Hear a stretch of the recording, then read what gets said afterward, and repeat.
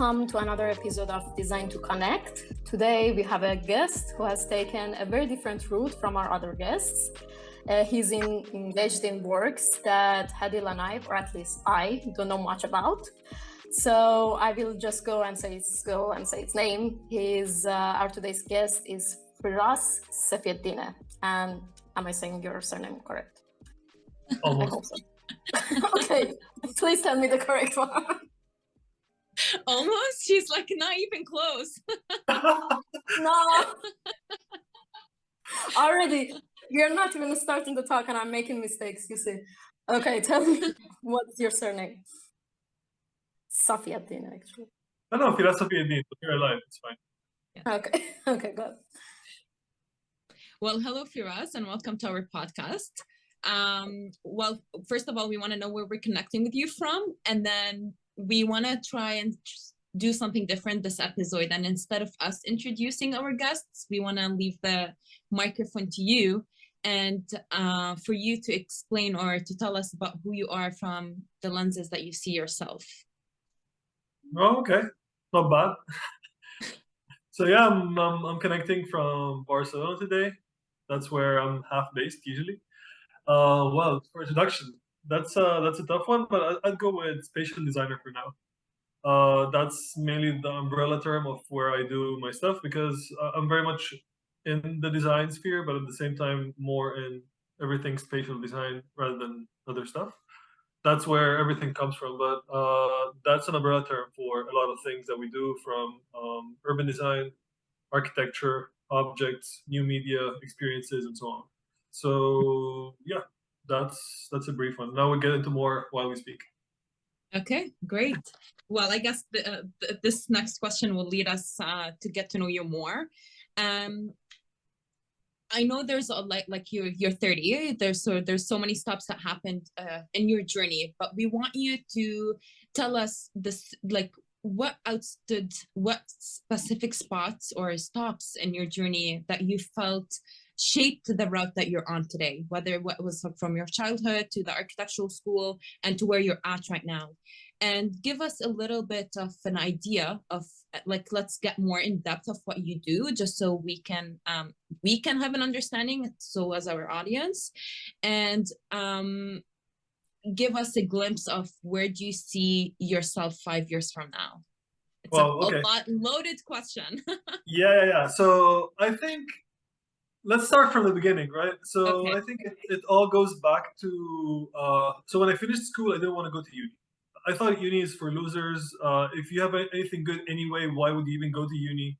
I mean, like this. I had this mindset, and then until one family friend said, like, I know how you think and I know how you are, and maybe you want to try architecture. It's different. There's no exams. You do projects. It's very much community based. It's fun stuff, right? And why don't you give it a try? I was like, okay, why not? So that was why I did architecture in the first place. But I think that comes to some things before, which were when I was a bit younger, I was drawing. So I was studying some drawing and painting and, I mean, all different techniques, from pencil to oil painting, literally, like passing through flash, acrylic, charcoal, whatever. So I was doing a lot of pastel, even like literally watercolors. I was doing like a lot of studying and painting at the same time. And that's why people around me thought I would be like, okay, he's creative, whatever, right? So that's why I decided to do architecture. But then I think that's not it, because if you want to do architecture, there's a million ways you can do architecture, especially when you go to study. There's schools that are more technical, schools that are more artistic, schools that are more in between, useless schools, great schools, there's all these things. So I didn't really care much back then because I didn't really know what we do there, right? I mean, I knew, of course, what happens in the university, but I didn't really know what's the difference between all these schools and stuff. And then I just asked, where's good, right? And then I had some friends that recommended one place, and then I ended up there. That was the Lebanese Academy of Fine Arts. So the approach there is a very different approach to other places, where the approach is more based on visual language, really more artistic perspective towards things. something that is more engaged with other artistic disciplines. So in Alba, there's theater and choreography and photography and people doing other stuff. So you're kind of in this bubble of art more than if you do it in a technical university where you'd be studying more technical stuff and fabrication and whatnot. So that's how everything started, right? And then during university, I mean, from university until I finished my master's, it was always like negative in the sense of it was like I'd be somewhere. It's like, okay, that's not working, and then I'll go somewhere else, right? It's not like, okay, that's working, I'll go from there. So it was always like, not really. You're So experimenting. well, I was there, but then I'm sure, like for sure, my drawing skills helped me a lot. Really, that was my secret weapon all the time. And then from there, I really liked what we do there. The community was so nice. That is, I think, I give back my love to build communities from there, because we're like doing all-nighters, overnights with other people, with other people doing the same project. You're locked in, by the way. If you stay after 12, you need to stay until 8 in the morning. So you'd better help someone else. And I was fast, and actually I was one of the only people who used to ink without a ruler. Really? Like, you draw my pencil, and then you need to ink, right? Everybody was inking by ruler and whatever. I was just sitting in the corner inking by hand, no ruler, nothing.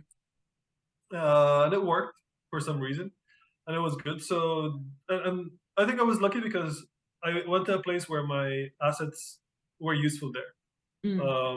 But then at the same time, we had some professors that were very different, and we obviously, I liked some of them, didn't really get what others were doing there, and so on. So some of them were really like, these were the people who wanted us to stay there, but at the same time they were inspiring us for things that were not available there. So we ended up looking a bit further than what Alba was offering, looking into new ways of doing things, new technologies, computational design tools, and stuff like this. And then from there, looking at all these things, you start to feel that where you are is not enough. I mean, I remember my 4th year at Alba, I was still drawing by hand, literally. It was cool, but come on, I mean. So was it trusted by the university for you to do that, or like it was your choice? So let me tell you how the process was. Maybe that would be interesting, because maybe 10 years from now we'll listen to this and laugh at it. But anyway, so every student had a wooden board of 80 by 50 or something, whatever. Something that would fit, or even bigger, because the A0 itself was like 84 by 56. So yeah, just a big wooden board. Okay. And then that wooden board has your name on it, and you get 2. And then, and then every project, you had to put your blank cardboard, your page on it. And it was an A0 usually, or an A1, it depends. And then we used to go to the courtyard, put a lot of water on this, because you have to really minimize any gaps between the paper and the board. So you'd clean the board with water, you'd put the paper on top, you'd clean that with water as well. Then you make sure you just have it super flat, and everything is really wet right now, right? And then you get like the brown paper tape that they use for painting or cars or whatever, and then you just tape that all on the borders. And that tape only works with water, so when it's dry, it doesn't tape anything. You need to put water on it so it sticks. So you tape that with that, you wait for it until it dries, and then you start drawing on it. And then we used to have studio corrections every Tuesday and Friday. And and then so it was like this. So Tuesday, Friday, Tuesday, Friday, Tuesday, Friday, one project every 4 weeks. Tuesday is your crit. And then after the crit, so Tuesday morning, you go in for a new briefing for the new project. After the briefing, there's the crit, and then you get the results, right?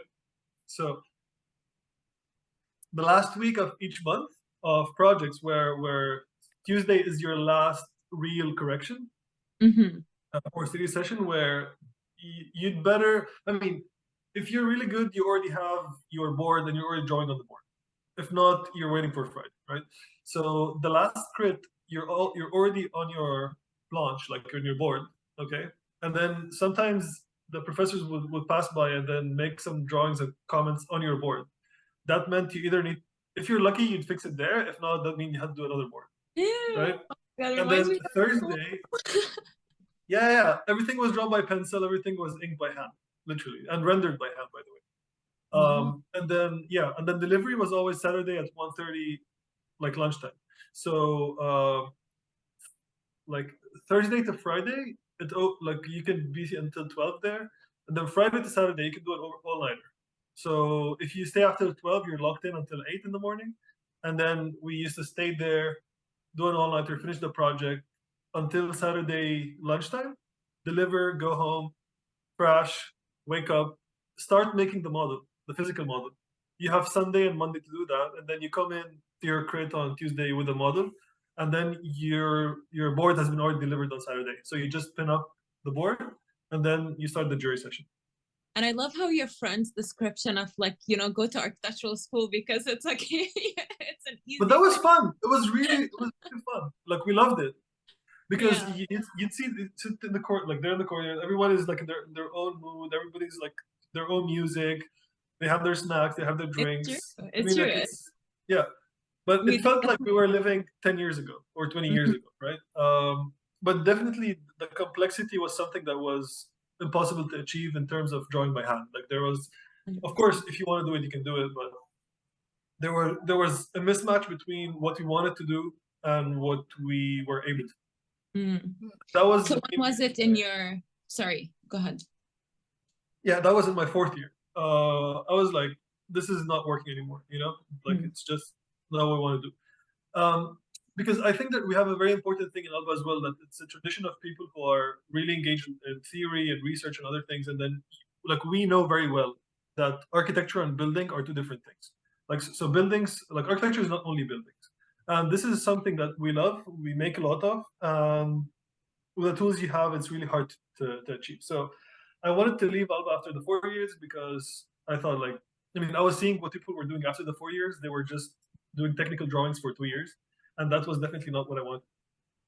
In fact, I even hired someone to do one of my technical drawing projects because like who would do that, right?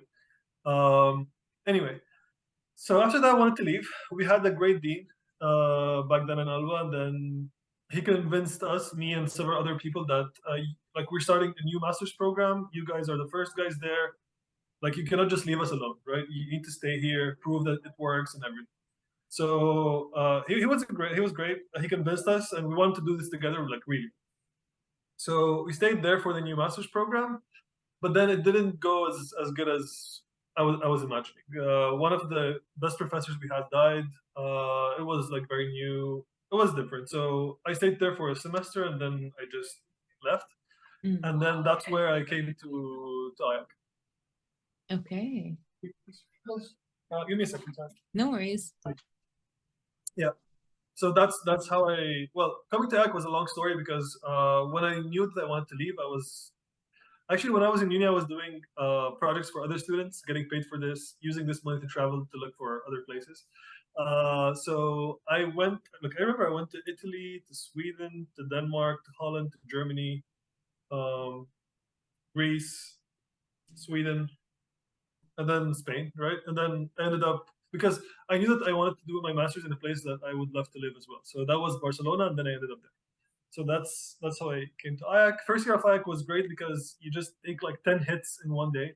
You're learning programming and video editing and machines and fabrication stuff and computational tools and things. And like I didn't even use Photoshop. Like, dude, it's like chill, I literally And was finished this the first time that you were exposed to like such technical softwares, like during your like master's? literally, I finished my bachelor's. I didn't use Photoshop once. Literally. Okay, so yeah, we like came in here like just like whoa, too many things, right? But then something I didn't find here was there was a bit of some architectural approach that was missing. There was a lot of advanced stuff, not a lot of architecture, and that made me like a bit. Maybe I shouldn't be here for too long. I started to look for other options, but then I just surrendered and I stayed there, and then it was great. It was one of the best things I've done. And then I stayed there for 2 years. My second year was when I did my thesis project, which was about neuroscience and architecture, and then took a bit on from there. Then started to engage with other paths in urban design, architecture, wearables, and then lately been doing a lot of AI, metaverse stuff, and then just collecting everything together. Wow, very cool. I'm sorry to prolong this question, but I think it's very important for us to understand, because you said it, like you in your conversation you mentioned what architecture is not.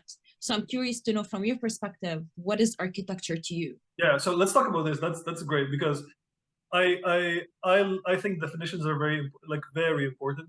And yeah, if you really, and I'm not saying that there's one definition, by the way, and that's why it's important, because you need to have a position. You need to say what you think that thing is, or at least what you'd like it to be, right? So for me, architecture is a cultural discourse that engages critically with designing spaces. That's it. Okay. For me, that is what architecture is. That's what I practice. That's how I try to bring it forward. For some people, architecture is buildings. For some people, architecture is whatever. I don't care. But like, if you don't have your definition, you're still not there, and it's fine. But I think having a definition doesn't mean that that's the only thing that you do, or the reality. It just means that that's the thing you're challenging every day. Because for me, architect, like if I want to answer it in a more different way, it would be like architecture is actually asking the question, what is the architecture to everything you do?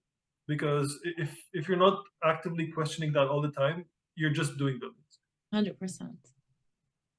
Nice. Thank you, Firas, and thank you for taking us through your journey. And I think it's yeah, that was like in a nutshell. It was a very long journey. yeah, I can imagine. Yeah, and that was sorry. No, go on. That was until I finished my master's, right? After that, I had a lot of things in mind, but then life just takes you wherever it takes you, right? So other thing I knew very, very well is that I don't want to be working in a corporate environment where I'm doing a job. So, but sometimes it's not as easy as you think it is. It sounds good, but it's sometimes really tough. And the tough part of it is, for me, rewarding, because I know that I'm not doing what I don't want to do, at least. Maybe I'm not doing exactly what I want, but I know that I'm not doing what I don't want. So that's like one part done. And then you grow so fast in these environments because there's a lot of responsibility there. But at the same time, there's a lot of risk. So it's like high risk, high return kind of engagement, right? After that, you feel that, okay, like now I've been doing all these things, and then I mean, what I want to engage with is a bit bigger than just doing one thing, and then things start to branch out, and then life happens. Yeah. Well, it's interesting that you said that, because it exactly leads to my question that I wanted to ask you. Like when I went through your LinkedIn profile, I saw you have a lot of ongoing projects and like a lot of jobs that are like till present, you know, they don't have an ending date. And no, it's interesting because I'm similar. I mean, I don't like to focus on one thing. I either like get bored, or I feel like I'm stopping my learning process or something like that. But I feel there is two type of seeing this way of living, let's say. Sometimes like the people from older generations, or for example people that have exactly background in architecture, they would say that you shouldn't wear too many hats, you should focus on one job, you should focus on like one office, grow there, go up through the ladder or whatever, and that's how you can make, let's say, the best contribution to the world, because you are focused on something and things like that. But then I see a lot of people in our generation, especially, that they're trying to go against that, let's say, a stereotype, and they enjoy like working on different projects, and they enjoy bringing their learnings from one project to the other and things like that. And I wanted to see from your point of view, do you think the route that you took, like, did it help you to, I don't know, contribute better, I don't know, be more useful in the jobs that you're doing? Look, and also, I mean, yeah, sorry, just no, I'll go finish ahead. the question. Yeah, sure. And what would you call actually a useful, let's say, contribution or being useful in general? Look, okay, so how do we frame this? There's always, for me, there's always two important conversations. One is internal, one is external, right? So one is within the discipline with people who know what you're talking about in terms of architecture, and with the real world, with the industry, with people, with the world, the external conversation, which doesn't, I mean, I wouldn't require for someone in the external conversation to understand what I communicate with someone in architecture already, because there's a lot of references and theories and ideas that are not there. But at the same time, I don't want to engage with external conversations in internal circles because it doesn't make any sense, because then I'm silly, right? And some people just choose one of these. Some people become only external conversation, that's commercial, they do their job, they have a company, and then they just do buildings and whatever. And then there are people who get stuck in academia and research, and then they just do the internal conversation, nothing there, right? I kind of slowly developed this position where I think that the real challenge is not one of these. The real challenge is to stay relevant in both, because that's the best thing you can do. So that's like the best place where you can be, because you're validating what you're doing from two different places. If like being in the internal conversation, it's if you master the tools, it gets very easy. Just produce cool stuff. You talk with the same people. It becomes like an echo chamber. And at the same time, if you get too lost with your financials, doing projects just for income, you just become catering for a market, and then you're just doing whatever. For me, it doesn't really have anything. And that's something that changed in me. I was someone who was very much in the internal conversation, and then slowly realized that okay, all these people who are engaging with you are, for me, okay, that's maybe it's a bit arrogant, but I think they're all in a safe space called academia. It's the safest space you can be in the world. Okay, they're always having a conversation with people less than them, so mainly students and researchers that they're leading. It's just I don't like it. Okay, so that's why I don't really like people who teach who never practiced. And never practiced, I don't mean they never were successful and made a billion buildings. Never practiced mean they never engaged with the industry. Just to put it out in a good way. So that's one thing, right? So the internal conversation, the external conversation are two important things that's where I think I'd like to kind of validate myself all the time. Okay, am I relevant here? Yes. Here? No. Okay, then there's something missing, right? So that's number one. Then number two, regarding engaging with a lot of things. This is something that, like, I mean, a lot of people we've been having this conversation with a lot of friends and so on. But at the same time, it depends where you want to position yourself, because so to build a house, right? That's one project. But then if you want to put yourself at a scale of building a window, and a scale of building a bed, and a scale of building a chair, that's already like 1,000 projects inside one project, right? So it depends what's a project for you. I mean, one of my favorite architects, my favorite architect in general, like it's Peter Eisenman, right? And then he always comments on what he does as one project. So his project is all the things he has made. That's the Peter Eisenman project, right? There's definitely a Zaha project. I'm not saying like Zaha building. I'm saying like a Zaha project. Like that's the full back. And there's a lot of projects of people at that scale. So it's up to you where you want to position yourself. So if you want to position yourself at a place where you're doing a building as a project, then yes, I'm engaging a lot of things. If I want to put it in a way that I'm doing my project, then all these things are one thing, and I don't think I'm engaging in too many things. So it's really up to how you slice it down, right?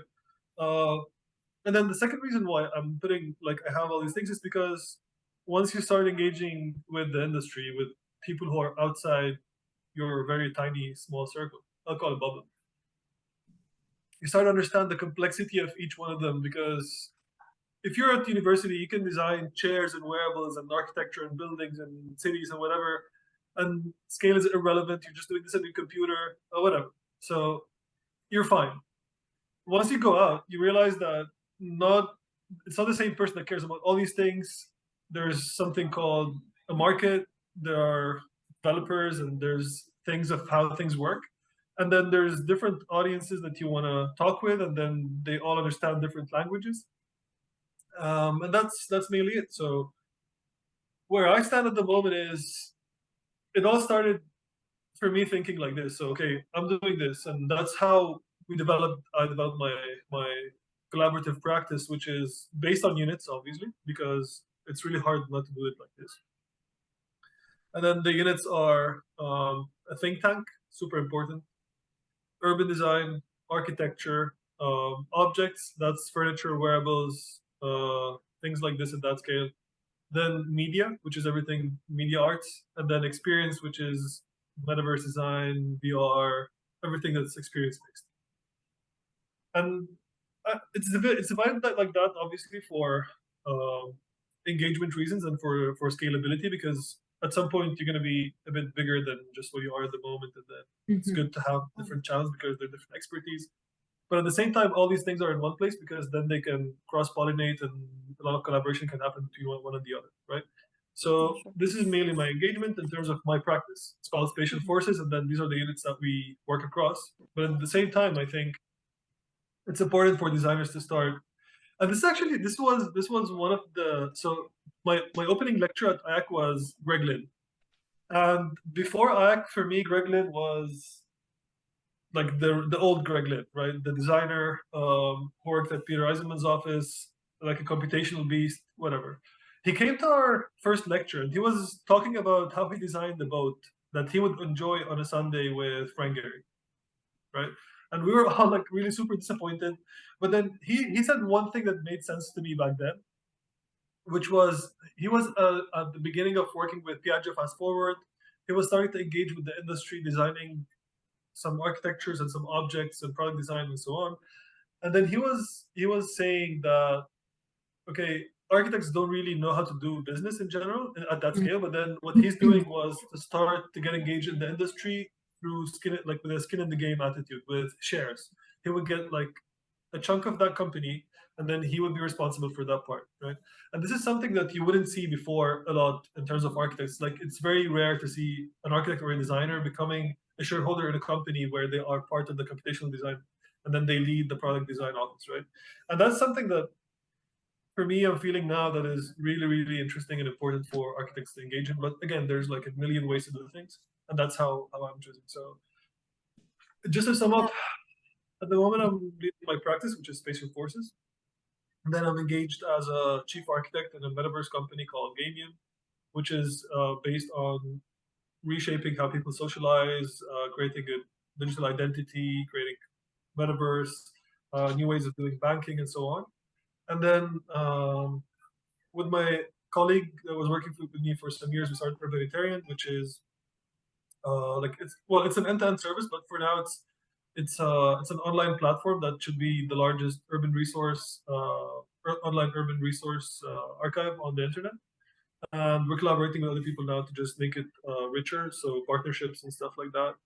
And then finally, I write and edit at Urban Next and the content lab of NTX. And then NTX, NeurTechX, is a place where I lead community making.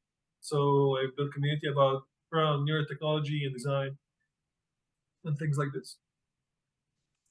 Very interesting. You know, like you said, sorry, Arisa, go ahead. No, go on, then I can. I just like, because like while you're speaking, I was reflecting so much when you were talking about like the external and internal, but also about what is it that what's the outcome that you want out of what you're doing, right? Like for us, I feel like we get so fixated about what helping the community or what giving back to the community is, that we don't see that once you like label down the values of the work that you do, and you know that you're at least doing something better, or you're enhancing a specific sector, that is giving back to the community. It doesn't have to be bubbled in the way that we think that, oh my God, it should only be with like unprivileged communities or like this gets on my nerves already. I mean, look, like what, like bubbling what, giving back no to the no community. this like unprivileged and like all this conversation for me, it's just, I mean, Let's it's not get my there thing. then. Why? Yes. I just, because Let's challenge it.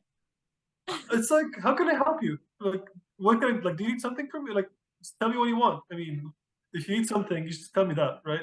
Otherwise, I'm just doing my thing, you're doing your thing. If we do something wrong, you tell me, I'll fix it. That's it. But for me, I think another But when a community is very suppressed and like, you know, when they don't have their basic needs, how are you expecting them to know what they want? Which Or community? I'm just talking about like unprivileged communities. Isn't that what we're talking about? Like who is unprivileged?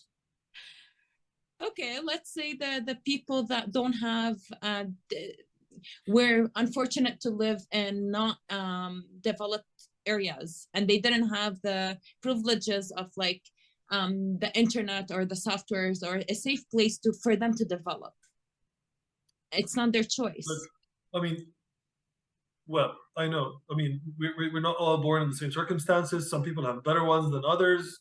That's too obvious. I mean, we don't have to discuss that. But okay.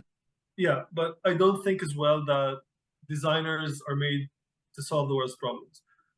We are a layer that comes on top. Where like architecture is definitely not a necessity in people's life. Like what we need is water, food, sleep, oxygen, and stuff like this, right? Nobody needs architecture per se. This is something that comes as a cultural layer that's developed, whatever. You don't see real architecture in terms of discourse in underdeveloped places, obviously, because it's not the most important thing. I mean, it wouldn't kill you. That's for sure. And I think that's very nice about architecture, because then we can play and experiment things and do stuff. But again, to get back to this, the community, I don't do things for the community. I do things like, so for me, when I do something, if I do a project, I don't share it with whoever. First, I share it with my friends who are in the circle that I identify with, that I think that what they say is valuable for me, right? Then I take their comments and stuff and work from there. I never ask a normal person, what do you think of that space? Because I don't really care what they say. You know, I mean, I identify who I think what they say is valid, because everybody has a different opinion. They're all equally valid, just as mine, right? And then I choose who I want to identify with. So I don't do what they call it, social architecture to make people live better. Yeah, I don't do sustainable architecture to just cut carbon footprint tomorrow. I mean, I don't think I sell these things. I don't do this kind of work because, again, the way to do this work is, I think, is a bit predatory in a sense. Okay. I mean, like, I love how blunt and honest you are about it. I feel like you know exactly where you're at and you know your values, and I really appreciate that. But you cannot. There's only one value. There's only like one value, which is be honest. That's it. What is it? To be honest, but like with yourself, obviously. Yeah, it's true. Yeah. Because all your work would reflect us like that. No, but like you like from a market perspective, you cannot convince me that you live out of. So anyway, let's not get into a lot of politics here, but just like go ahead. Oh no, but that's just good. That's good. Yeah, we should have different branches of different people with different interests that are serving different things in the community, whatever that looks like and whatever satisfies that person. Yeah, like you cannot like, I mean, I'm not saying you, but like you cannot be Europe that is literally stealing as much as possible from Africa and then calling Africa underprivileged. Like you are doing this actively. I mean, you cannot be China that is literally stealing all the trees from Africa and then calling Africa unprivileged. Africa is Africa. You're stealing things. It's a stolen place. It's not an unprivileged place, right? So if you want to get to that level, it's a different conversation, right? France prints money for Africa that has 10 times more gold than France. Like, why? Okay, we can discuss that if you want. No, like like I don't know if you want to steer the conversation in that direction. It's just interesting because I feel like you're taking the humanitarian aspect out of what the things you're saying. What you're saying is very systematic. And then the people are the ones that are suffering from a systematic from a system, right? So if we take that out of the equation, it's like just because this is happening, the people are suffering, or the people are the ones that are having the consequences, so we should disregard that.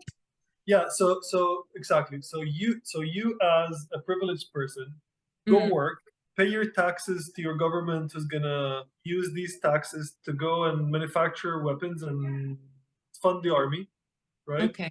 Then you, the same person, go help people who that government is killing. Like, good. Okay, I think if I want to bring all of us at the, like, let's say, same Meeting place, point. let's say, I think I think we are all agreeing on one point, that there are systematic issues like in the world. And I think the Mhm. way that each of us are reacting to it is different. Like, I think Firas is like very blunt and practical. Maybe whereas me and Hadil, we are trying to look at the maybe discourse level for now, at least, No, I'm because talking about discourse. I'm definitely talking about at a discourse level because I know that in the discourse there's a lot of different ways of seeing things.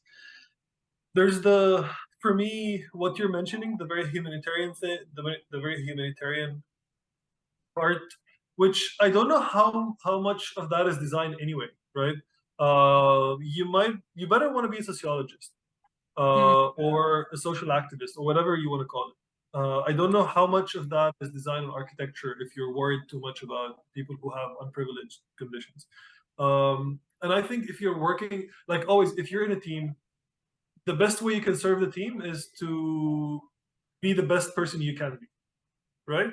So you want to do as much as you can for like to you don't want to be a load on other people. You want to be a person who is dependable, right? Not independent only. So that's how I think about it. Like I do my things how my values require, because what I do is for me what I think in my life and everything. It's not just I do these because that's what I do, right? But mm. at the same time, we have like I have values on how I see ecology, how I see the economy in general, how I see all these things, and that's where all these things come from. yeah. Okay. And okay, if I want to like maybe challenge you, I wouldn't call this a challenge, but maybe Yes, please. go one level deeper.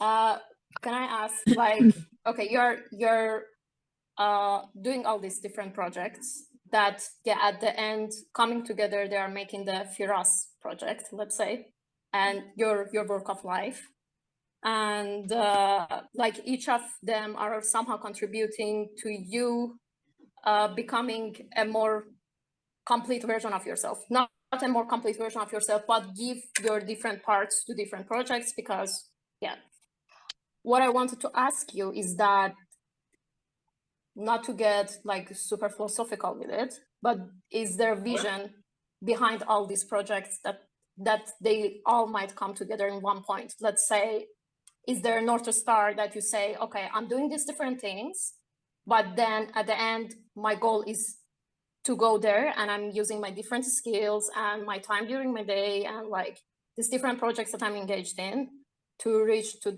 that specific vision for the Yeah, Firas look, project? yeah. I think it's impossible to learn how to swim before you go to the water. Like if you read 10,000 books about swimming, you're not going to learn how to swim. So that's why there's a know that, like I know that that's how you swim in like theory, right? And then there's a real know-how where you just go in the water and then test these things and learn how to swim. And then that's the first thing. And the second thing is agency, which I think is the most important thing that we do here while on the planet. Because if you don't think you have agency in anything that you're doing, then you better stop. So what I believe is architects and designers need to claim ground in a lot of things where I think they can have agency. So we have some assets like a knowledge base, a tool set that we can use in terms of like methodology or in terms of skills. And then we can engage in a lot of things. And that's where we can have agency. So for example, let's give an example. Metaverse, right? Okay, what on earth is metaverse? Like, I don't know. So how to know? I mean, you can go read an article, or you can say that metaverse is looking something a bit big. I see that there's something there that's about designing spaces. Maybe I start from there, right? And that's exactly it. So for me, I engage with these things because I think these are things that are, first of all, relevant to what I consider my discipline is, so relevant to spatial design, architecture, so on. And then at the same time, I feel that me as a designer, I can have agency in kind of painting out what that thing could be. Because if you look now what's happening in the metaverse, people who are defining how the metaverse looks are architects who decided to actively engage with this thing that's happening that's called metaverse, and then be the people at the forefront of, through what they're doing, defining what that is, right? And then you see different directions, which is super healthy and amazing to see. You see people who are working with more called like low res voxel based stuff, doing things. People who are working with very sophisticated curvy forms and so on, doing this. Someone like my team and myself working with things that are more kind of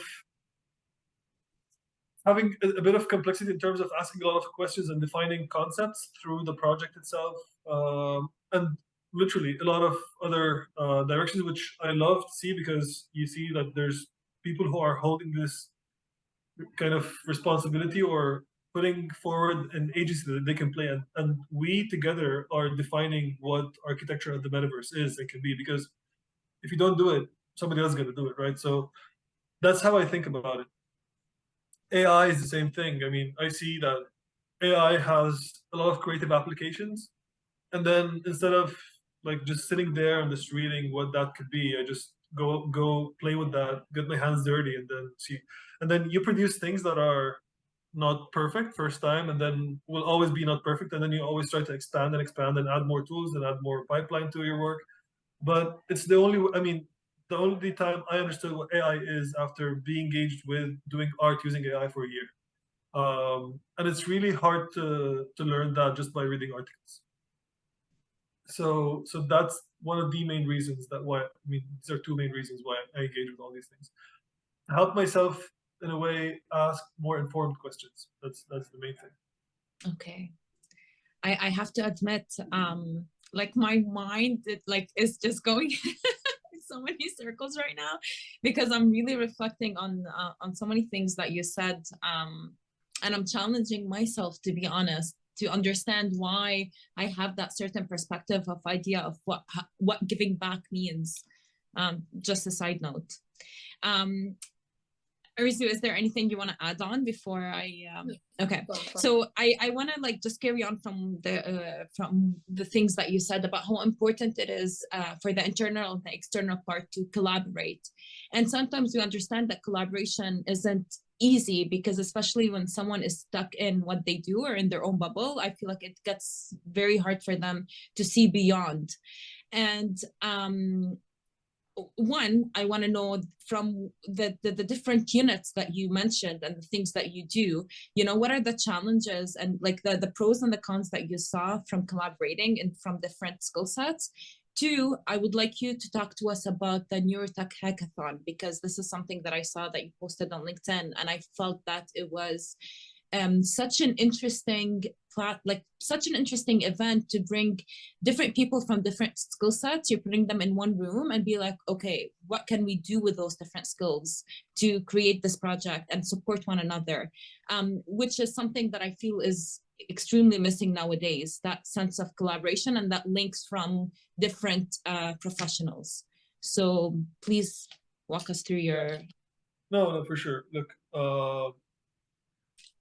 collaboration is great, but the only issue with collaboration is that sometimes it's just like, I mean, you're just putting together things that shouldn't be mixed. That is where people sometimes fall in collaboration, where you're collaborating with someone who you shouldn't be collaborating with, because you're just doing two different things that don't really fit. So the best collaborations that I've experienced were collaborations that come in a kind of pipeline. So imagine, I mean, we've been doing works that required, let's say, AI engineers, audiovisual designers, people who work with brain science, like neurotechnology, and so on. And then if you have a clear pipeline of how these things will fit together to have the full picture, that's the best way to collaborate, because then there's a complementary thing to each other in every one of the different things. So that's in terms of collaboration. And I think that for me, I'm interested in processes that have more and more layers. I think the more layers that you can successfully engage with the process, the more complex the process becomes and the more interesting it is. So definitely, that's how we do it. And actually, even like how we practice at Spatial Forces, it's even beyond collaborative. We call it partnership on demand, which is everybody working, like nobody has a job, nobody has a salary. Everybody who is on any project is a partner in that project straight away. So there's no one that is working and then they get this project by mistake, right? So there's a project that comes in, you want to engage with it or not. If you choose to engage with it, then you're a partner in the project, period, right? So you take your responsibility, you do it as your project as well, and then you just keep going. So I think collaborative ways of practice are coming for sure more and more, and we're seeing them. We're seeing them like literally as we speak. They're happening, and then your second question is about like the pros and cons. I don't really see any pros and cons, and I always tell the guys like when we work on something, and this is something I learned from working with where I used to work before. It's sometimes you need to say that's who we are, you know. Mm. And we do something, and then it's not like is it perfect or is it not, or and it's like guys, we are what we did. It's like if you just start saying like no, it was not perfect. It's like nobody cares. You made this. That's you. It's like next time you can improve it. Maybe not, but Yeah. that's who we are. So when I do something, I if I'm sure I through the process I was doing it the best I could, Mm. then there's nothing else to think about. Okay. And like a brief about the NeuroTalk hackathon. Oh, sorry. Yeah. Yeah. So the hackathon was one of the things I decided to as one of the things I want to do this year. Mm. It was just like a random thought. I was thinking like at NTX, which is a huge community, we don't have a hackathon. Let's do one. So I think in February I opened the Google Doc and I wrote down a proposal that was like laying out the full thing, and then I shared it with other chapter leads in Neurotech. And it was only until like May, June where we had our first call, and then maybe in the end of July where we set up our server and then started talking. And after 3 months of preparation, we made a hackathon that was amazing. And my idea of the hackathon was to do something that is a bit different than normal hackathons, which usually attract only techies, to attract people who are not in the neurotech already. Because these people have their community, they have a lot of hackathons, but then at the same time, we don't have a place where people who can come from design backgrounds or even ethics, like neuroethics is a thing, and then we have people coming back from neuroethics background, from sociology, right? They want to understand how neurotech can affect social questions they have. Designers, well, plus of course a lot of data scientists, a lot of hardware people, a lot of neuroscientists, and so on and so forth. So that was the main aim, and I think we succeeded big time in this. Yeah, the hackathon happened across 6 countries in person, but then globally Wow. was hosted, globally was hosted online. We had more than 600 participants on the server. We had more signups, but like on the server active, we had like a bit more than 600. The energy was great. It was a weekend. It was a weekend grind. The top project that we picked were 50 projects. These were the ones that are complete and were assessed by an awesome jury. And yeah, we had like awesome sponsors who made sure we had a lot of prizes that we just gave to the participants who won. Nice.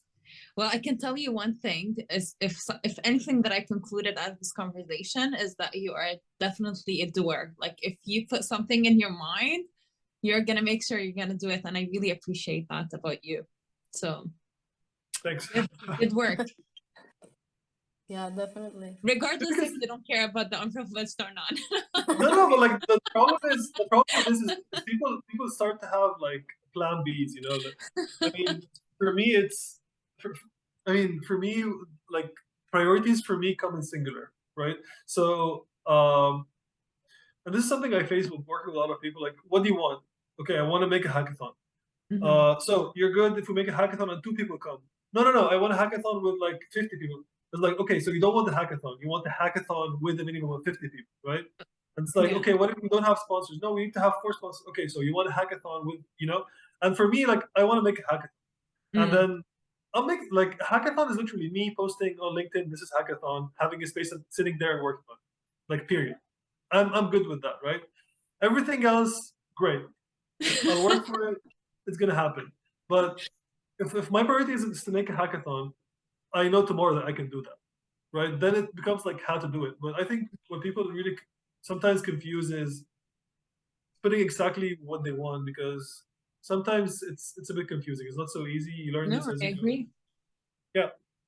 I agree. I'm definitely in that cycle. Trust me.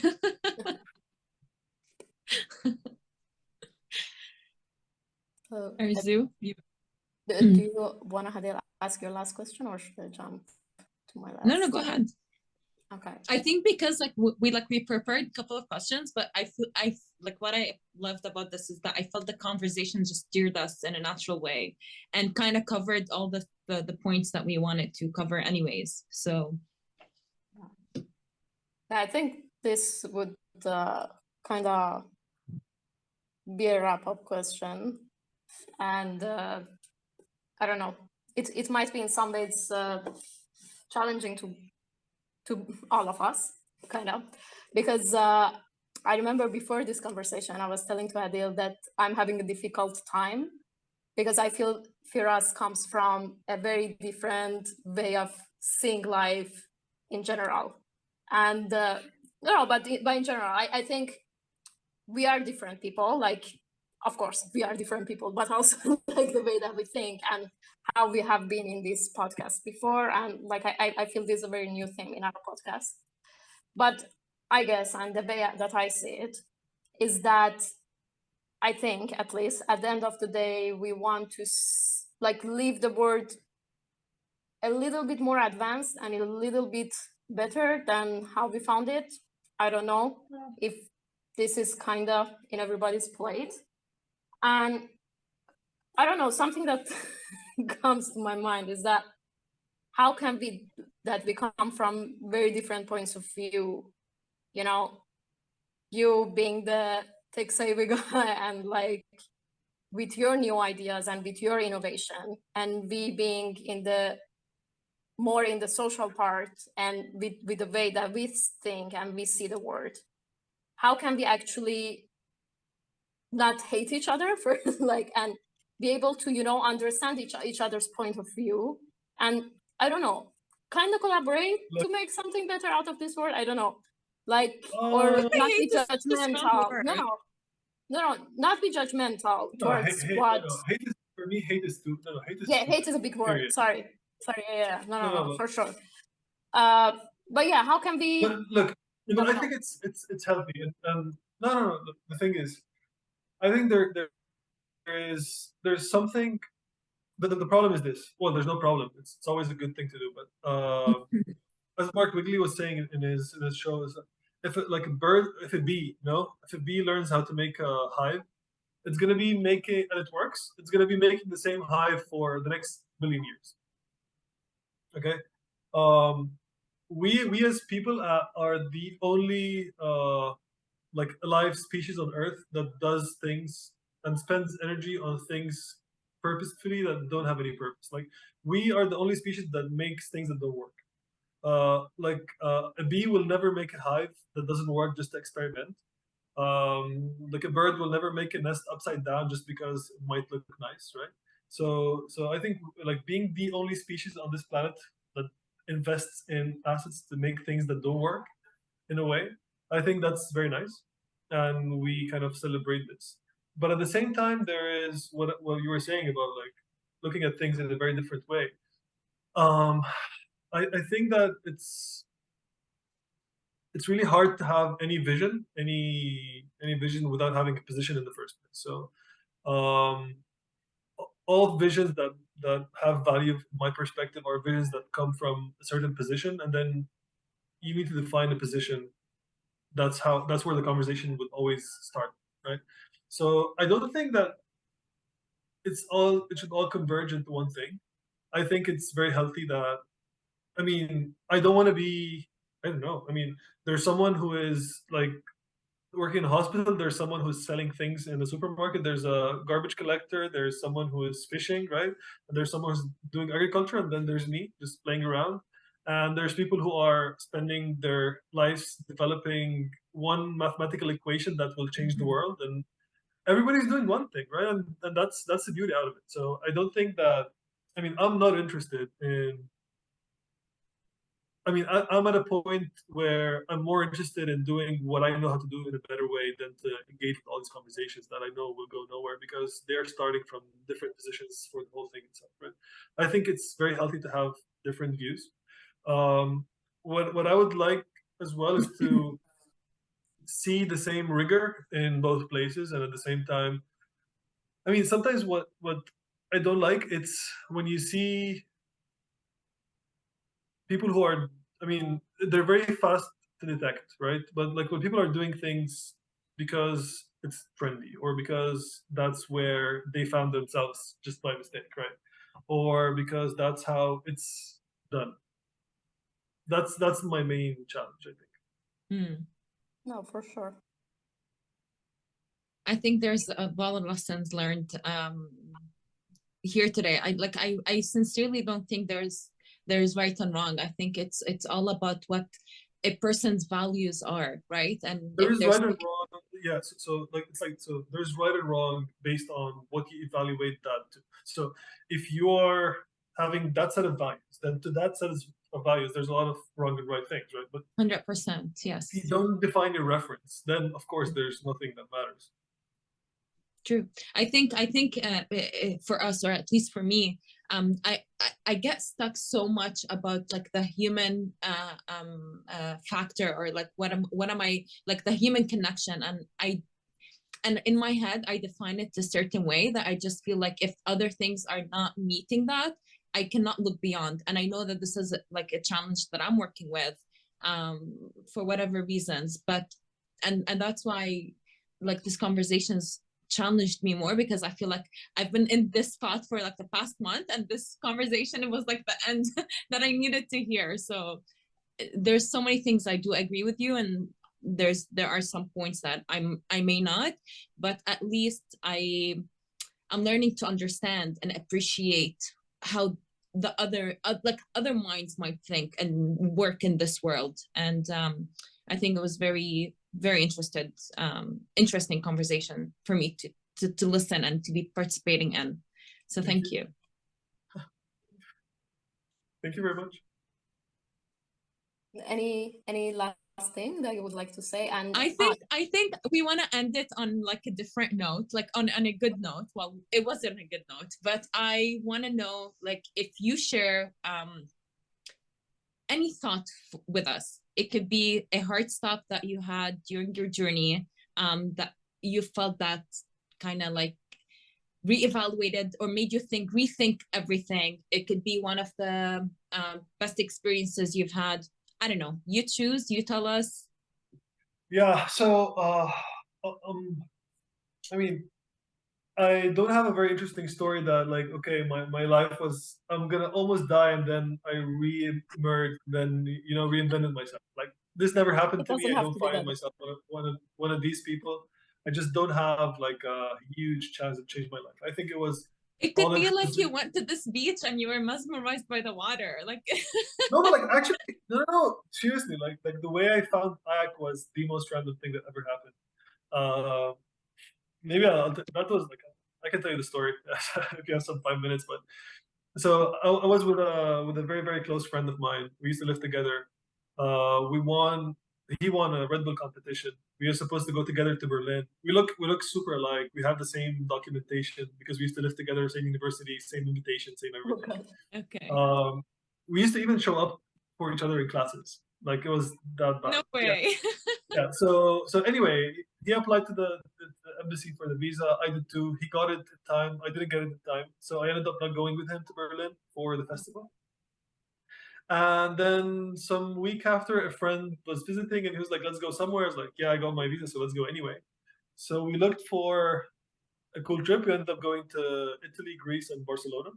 Mm-hmm. And my last night in Barcelona, we met some other guys here, and we were decided to go the next day, which was our last day, to Salvador Dali's museum, which was a bit away from, but like it was like an hour or two away by car or whatever.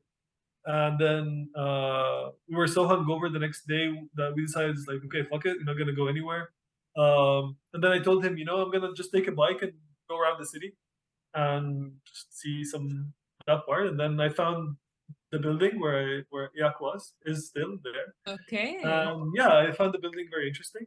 And then I just went in, saw the projects, and I literally on the spot, I called somebody who was in the admin, like secretary's place, whatever.